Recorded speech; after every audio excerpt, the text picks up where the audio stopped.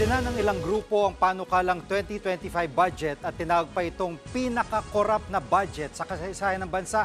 Kabilang sa pinalagan nila ay ang zero subsidy para sa PhilHealth sa susunod na taon. Siniguro naman ng state insurer na kung matuloy man ito, wala magiging taas kontribusyon sa mga miyembro. Nasa frontline ng balitang yan si JC Cosico.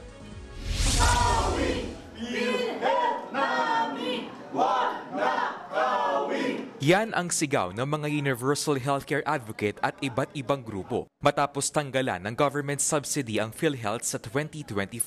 Ang dating Finance Undersecretary na si Professor Cielo Magno pinuna kung bakit walang alokasyong pondo ang PhilHealth habang ang medical assistance for indigent patients o MAI program na nangangailangan daw ng guarantee letter mula sa mga politiko pinaglaanan ng bilyon-bilyong piso. Patronage politics po ito Kailangan mo munang mamalimos bago ka makinabang sa tax na binayaran mo na para sana sa kalusugan mo.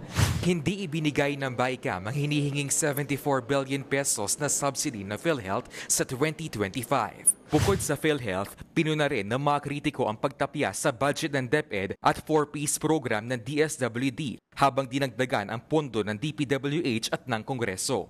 Ito na po ata ang pinaka-corrupt na budget sa history ng Pilipinas.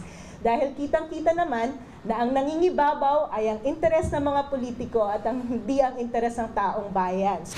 Kaya panawagan nila kay Pangulong Bongbong Marcos, huwag aprobahan ang panukalang budget at ibalik ito sa Kongreso. At kung sakaling aprobahan pa rin ng PBBM, iaakyat daw nila ito sa Korte Suprema.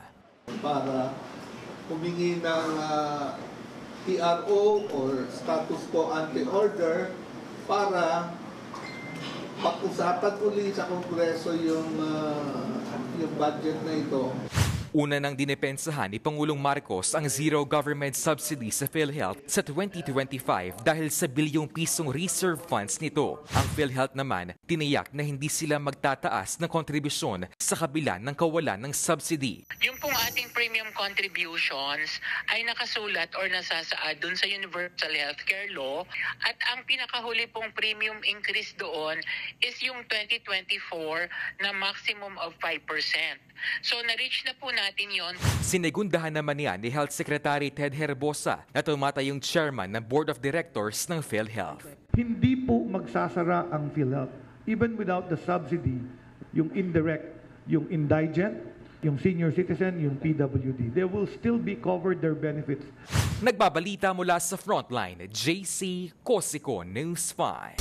Mga kapatid, Jiggy Manikad po, iba na ang may alam at may pakialam sa panahon ngayon. Para sa konkreto, kumpleto at komprehensibong balitaan sa Frontline, mag-follow at mag-subscribe sa social media pages ng News 5.